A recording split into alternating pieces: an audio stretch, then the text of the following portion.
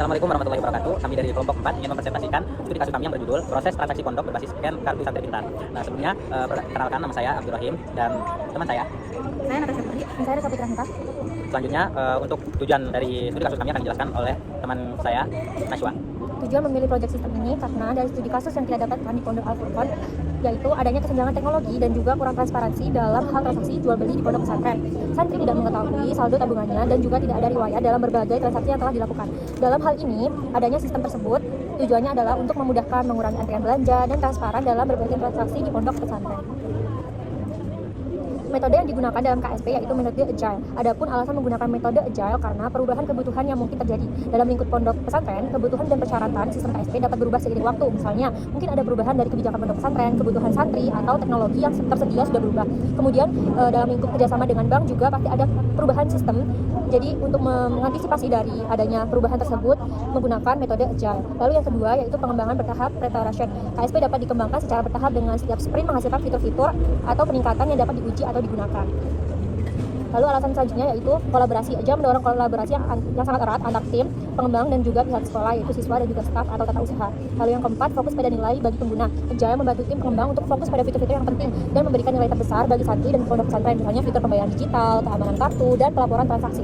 Lalu yang terakhir yaitu peningkatan berkelanjutan. Melalui umpan balik dan evaluasi rutin, Agile memungkinkan tim pengembang untuk terus meningkatkan KSP dan memastikan bahwa sistem tersebut tetap relevan dan efektif.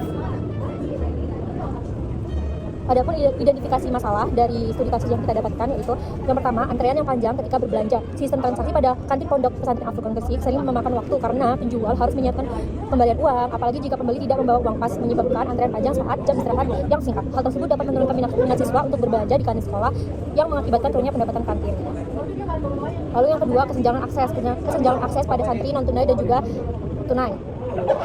Lalu yang ketiga yaitu kurangnya pemaksimalan dalam pengembalian uang karena tidak jarang dijumpai oleh kita nominal harga barang pecahan misalnya 2.500, penjual akan menukarnya dengan permen atau sukarela dari pihak pembeli uang receh koin sehingga nilai harga dari uang koin tersebut seringkali dianggap remeh. Lalu analisis kebutuhan. Setelah masalah teridentifikasi, tim akan melakukan identifikasi melalui proses yang teliti dan juga merinci secara kebutuhan fungsional maupun non fungsional dari sistem yang akan kita kembangkan. Selanjutnya akan dijelaskan oleh teman saya, Natasha. Kemudian ada tabel elisitasi. Yang pertama adalah kebutuhan non-fungsional tahap pertama. Analisis kebutuhan saya ingin sistem ini dapat 1. Terproteksi dengan baik atau hanya bisa digunakan di area pondok saja. Kemudian kedua, sistem mudah dipelajari oleh pengurus pondok. Kemudian ketiga, proses scan cepat tanpa perlu memasukkan PIN ataupun password. Kemudian keempat, ada database terintegrasi sehingga setiap transaksi tercatat otomatis. 5, bisa menampilkan data sesuai hak akses seperti santri, TU, kasir, wali, santri, pengurus. Kemudian elisitasi kebutuhan fungsional tahap 1. Di sini kita ingin sistem ini dapat, pertama, santri dapat melakukan transaksi di kantin, koperasi, toko buku, laundry dengan scan KSP. 2, santri dapat mengecek saldo dengan scan KSP. 3, TU dapat menginput saldo santri dari uang kiriman wali santri maupun langsung dari santri. Kemudian sistem menampilkan riwayat saldo dan transaksi untuk wali santri dalam via web atau aplikasi ke depannya. Kemudian TU dapat mencetak laporan saldo akhir dan laporan transaksi seluruh santri. Kemudian kasir dapat melihat daftar transaksi harian per pembelian santri. Kemudian kamera terintegrasi dengan mesin scan untuk mencatat wajah santri setiap kali transaksi untuk keamanan. Elisitasi kebutuhan non-fungsional tahap 2. Saya ingin sistem ini dapat 1. Terproteksi dengan baik, hanya bisa digunakan di area pondok. Ini M. Kemudian ada tampilan user yang friendly untuk TU dan kasir. Ini D. Kemudian sistem mudah dipelajari oleh pengurus pondok. Ini D. Kemudian proses scan cepat tanpa perlu memasukkan PIN ataupun password. Ini M. Kemudian database terintegrasi sehingga setiap transaksi tercatat otomatis. Ini M. Kebutuhan fungsional tahap 2. Di sini saya ingin sistem ini dapat 1. Santri dapat melakukan transaksi di kantin, koperasi, toko buku, laundry dengan scan KSP. Ini M. Kemudian TU dapat menginput saldo santri dari uang kiriman wali santri maupun langsung dari santri. Ini M. Kemudian santri dapat mengecek saldo dengan scan KSP. Ini M. Kemudian santri dapat melakukan penarikan saldo melalui TU. Ini M. Kemudian sistem mencatat riwayat transaksi, tanggal, waktu, jumlah, lokasi transaksi.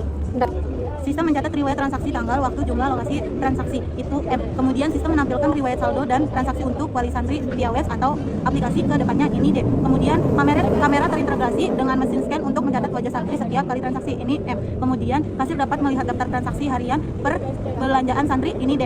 Kemudian ada TU dapat mencetak laporan saldo akhir dan laporan transaksi seluruh santri. Ini M. Kemudian absensi santri dalam scan KSP. Ini L. Elisitasi kebutuhan non fungsional tahap 3. Di sini saya ingin sistem ini dapat 1. Terproteksi dengan baik, hanya bisa digunakan di area pondok.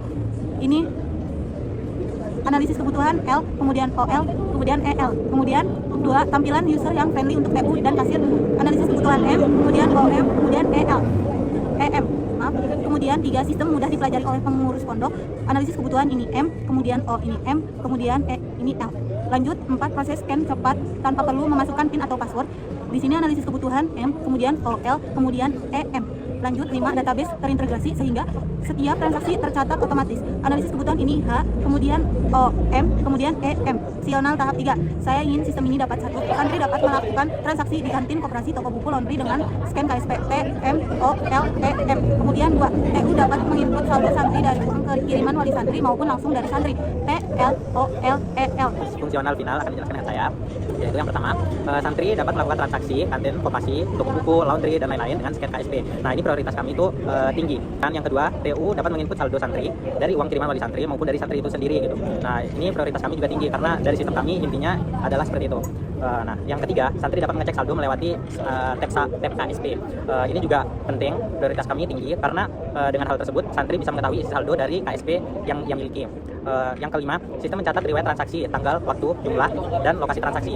Nah, prioritas kami untuk kebutuhan ini itu sangat tinggi karena santri sangat membutuhkan yang namanya pencatatan transaksi yang sudah dia lakukan. Kasir dapat melihat daftar transaksi harian santri. Nah, prioritas kami untuk kebutuhan yang satu ini itu sedikit rendah karena nggak terlalu penting menurut kami. Nah, kemudian kebutuhan non fungsional final. Untuk kebutuhan non fungsional final, yang pertama kebutuhan sistem hanya dapat digunakan di area pondok. Ini prioritas kami sedang karena ini untuk mencakup keamanan dari KSP itu sendiri.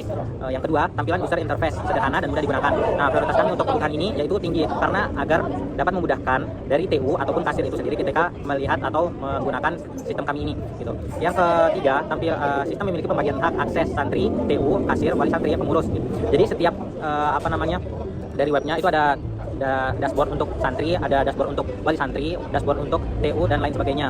Nah, itu dibagi dari hak-hak masing-masing mereka gitu. Prioritas kami untuk kebutuhan ini yaitu sedang. Kemudian database terintegrasi untuk mencatat seluruh transaksi. Untuk kebutuhan ini, prioritas kami untuk kebutuhan ini yaitu sangat tinggi. BPMN diagram. Kemudian untuk BPMN diagram, alur proses top up dan pembayaran kartu sekolah pintar. Yang pertama yaitu santri atau orang tua mengakses sistem KSP.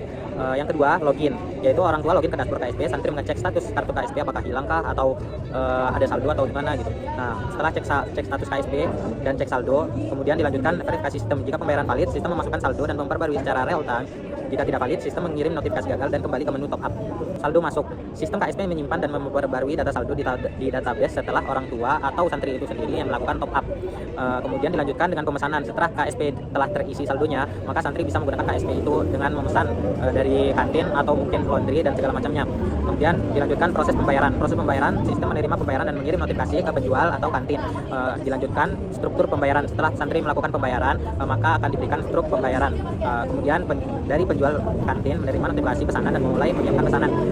Kemudian dilanjutkan pesanan selesai. Setelah siap, kantin mengirim notifikasi bahwa pesanan telah siap. Penyerahan pesanan diserahkan kepada santri, dan N, pesanan diterima oleh santri dan transaksi selesai. Diagram flowchart level 0 untuk pengisian saldo bisa dilakukan oleh orang tua dan juga santri. Orang tua melalui request top up, lalu sistem KSP, lalu melalui bank, lalu dari sistem bank mengirim notifikasi konfirmasi transfer ke sistem KSP dan juga sampai kepada santri dan bisa digunakan oleh santri. Lalu untuk konfirmasi top up dari santri yang dilakukan oleh santri yaitu santri ke tata usaha, lalu tata usaha mengirimkan notifikasi ke sistem KSP pondok, lalu melalui sistem KSP pondok ke bank dengan transaksi real time yang masuk saldo otomatis top up kepada santri. Lalu untuk transaksi pembelian santri melalui sistem KSP pondok melakukan tap kartu, kemudian notifikasi pembelian masuk ke penjual, lalu keluar struktur pembayaran, lalu penjual menerima konfirmasi pengiriman item dan juga item yang telah dilakukan pembayaran tersebut diterima oleh santri. Chart diagram level 1. Di sini ada dua proses, yaitu proses yang pertama pengisian saldo, proses kedua itu transaksi pembelian. Untuk pengisian saldo itu terbagi jadi dua, yaitu dari TU dan dari orang tua. Dari orang tua melakukan request top up, yang kemudian akan dilanjutkan ke permintaan transfer dari bank, dan bank melakukan konfirmasi transfer dan diberikan notifikasi kepada orang tua. Yang kedua yaitu dari TU melakukan isi saldo KSP manual dan langsung ke bank, yaitu permintaan transfer, konfirmasi, kemudian konfirmasi melalui pengisian dari TU. Setelah dari pengisian tersebut langsung update saldo ke database saldo. Yang kedua itu proses yang kedua yaitu transaksi pembelian. Nah, di sini itu dari santri melakukan transaksi pembelian.